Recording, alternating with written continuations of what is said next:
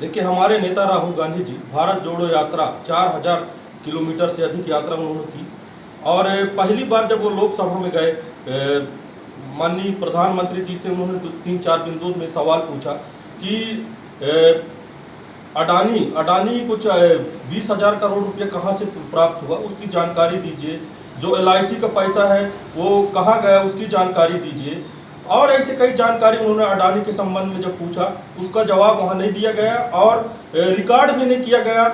और निश्चित तौर पर जो 2019 में घटना हुई थी, जहाँ पर राहुल गांधी जी ने इसी संदर्भ में पूछा था कि नीरव मोदी, ललित मोदी और विजय माल्या, ये जो हजारों करोड़ रुपए बैंक से कर्जा लिए हैं, तो क्या मोदी नाम के ही लोग चोर हैं, ना कि उन्होंने नरेंद्र मोदी को चोर कहा था।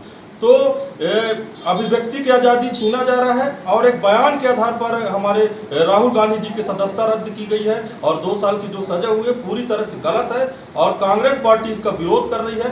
और ये भारत इतिहास में पहली बार हुआ है कि एक बयान के आधार पर एक 4 बार सांसद रह चुके को सदस्यता रद्द की गई है। ये तो लोकतंत्र की हत्या है। और जब राहुल गांधी जी पूछ रहे हैं कि भाई आप ये बताइए 20,000 करोड़ रुपये आपका ये कहाँ से आया और ये किसने लगाया है, तो 20,000 करोड़ रुपए के लिए जब पूछ रहे हैं तो बताना चाहिए और नहीं बता रहे हैं। इसका मतलब तो सरासर ये है कि भ्रष्टाचार हो रहा है और इस भ्रष्टाचार के खिलाफ पूरा भारत देश खड़ा है। ये प्रहार सिर्फ राहुल गांधी के ऊपर नहीं है, ये प्रहार समूचे विपक्ष की ओर है। विपक्ष की पूरी 135 करोड़ जनता को धमकाने की साजिश है। राहुल गांधी जी का विपक्ष के सबसे प्रभावशाली नेता हैं और देश की जनता का मुख्य जो है मुद्दों से ध्यान भटकाने के लिए भारतीय जनता पार्टी ने क्या है, इतने अल्प समय में देश के इतिहास में पहली बार किसी नेता के खिलाफ साजिश करके और इस तरह से कार्रवाई करके उन्हें 2 साल की सजा सुनाकर माननीय राहुल गांधी जी की सदस्यता खत्म की गई। एक व्यक्ति जिसकी संपत्ति 9 साल में 19 लाख करोड़ हो जाती है, एक व्यक्ति जिसकी संपत्ति जिसकी कंपनी में 20,000 करोड़ का सेल कंपनी से आते हैं, इस मामले पर PM मोदी मौन बने, सरकारी एजेंसियां कार्रवाई क्यों नहीं करती, इस मामले पर कांग्रेस पार्टी और राहुल गांधी की आवाज़ क्यों न उठाए। आज लोकतंत्र पर हमला हो रहा है, संवैधानिक संस्थाओं पर हमला हो रहा है, आज देश का लोकतंत्र खतरे में।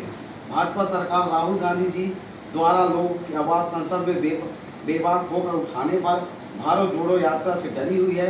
मोदी जी को अडानी अंबानी जवाब देना चाहिए, मामले में जवाब देना चाहिए, JPC गठित करना चाहिए। अरे भारत में जो अभी सियासी चाल चल रहा है ये बहुत ही गलत है, क्योंकि श्री राहुल गांधी जी सिर्फ सांसद में प्राइम मिनिस्टर जी से, प्रधानमंत्री जी से ये पूछे कि 20,000 करोड़ जो अडानी के पास आया है ये कहाँ से आया है, ये हमारे भारत देश का है, हमारे लोगों का है, आप इसका जवाब दीजिए। बयान के आधार पर किसी के ऊपर कार्रवाई होना बहुत दुर्भाग्यपूर्ण है और आप सबने देखा है कि इस तरह के बयान रोज होते हैं। अभी मौर्य का बयान आप देख लीजिए, ओवैसी का बयान देख लीजिए, जो धर्म के आधार पर बयान दे रहे हैं, हिंदू मुस्लिम एक करके बयान दे रहे हैं, जिनका विखंडन कर रहे हैं। तो बीजेपी की चाल है कि उसको कैसे फायदा मिले, इन पर कार्रवाई नहीं होती, जबकि नीरव मोदी, ललित मोदी, विजय माल्या जो हजारों करोड़ रुपए हमारे देश का पैसा लेकर विदेश चल दिए हैं, उनके ऊपर आज तक कोई कार्रवाई नहीं की गई है। न सरकार के द्वारा कोई कदम उठाया जा रहा है कि उनको बुलाकर यहाँ जेल भेजा जाए। मोदी जी और अडानी जी का रिश्ता क्या है, अपना रिश्ता बताएं जिससे देश जान सके कि ये 20,000 करोड़ रुपए कहाँ से आया और इसका पैसा वास्तव में किसका पैसा है। नरेंद्र मोदी तेरी तानाशाही नहीं चलेगी, नहीं चलेगी। नरेंद्र मोदी तेरी हिटलरशाही नहीं चलेगी, नहीं चलेगी। अडानी मुर्दाबाद, अडानी मुर्दाबाद। नरेंद्र मोदी तेरा नीति गलत है, गलत